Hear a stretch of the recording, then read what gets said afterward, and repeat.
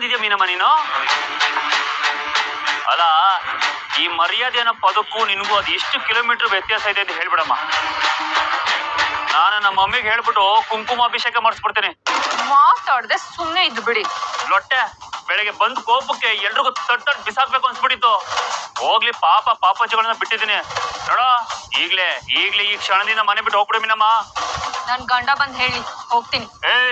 ಇನ್ನು ಒಂದೇ ಒಂದ್ ಮಾತು ನನ್ ಬಗ್ಗೆ ಕೇವಲವಾಗಿ ಮಾತಾಡಿದ್ರೆ ನನ್ ಏನ್ ಮಾಡ್ತೀನೋ ನನ್ಗೆ ಗೊತ್ತಿಲ್ಲ.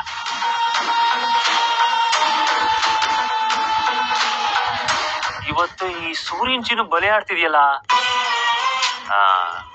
ಇವಳನ್ನ ಸುಮ್ಮನೆ ಬಿಡಲ್ಲ. ನಿಂತ್ಕೊಳ್ಳಿ. ನೀನ್ ವಾ, ಅಪ್ಪ ಇನ್ನೂ ಇದಾರೆ.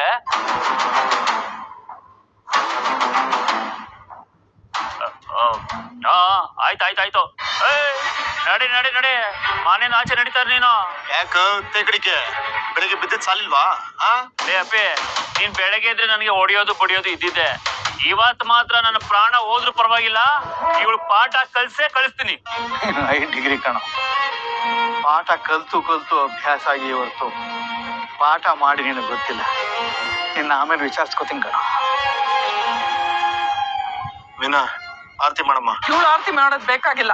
ನನ್ ಗಂಡನ್ ಪ್ರಾಣ ತೆಗಿಯೋಳು ಇವಳು. ಇವಳು ಯಾಕೆ ಮಾಡ್ಬೇಕು? Exactly correct mummy. ಏನ್ ಕರೆಕ್ಟ್ ಮನೋಜ?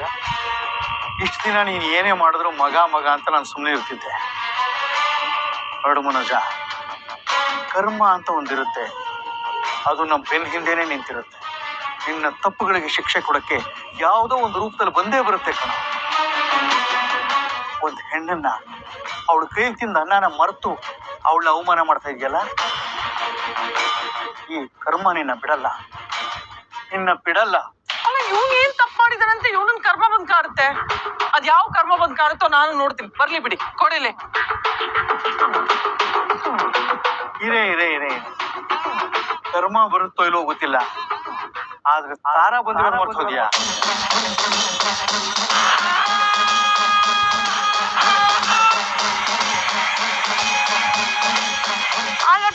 ನನ್ನ ಮಾಡ್ತಾ ಇದೀಯ ಇವಾಗ? ಒಂದ್ ಬಾಲ್ನ ಸರಿ ಹಾಕಕ್ ಬರಲ್ಲ, ತಗೋ.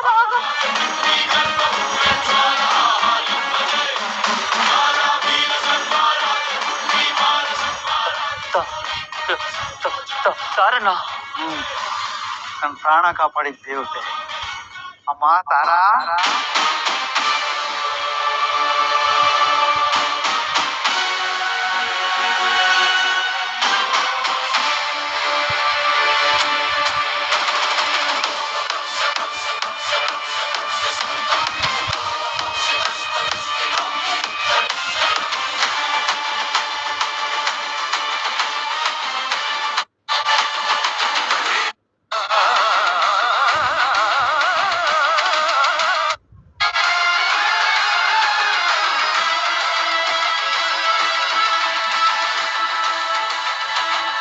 ನಿಂತ್ಕೋಕಂದ.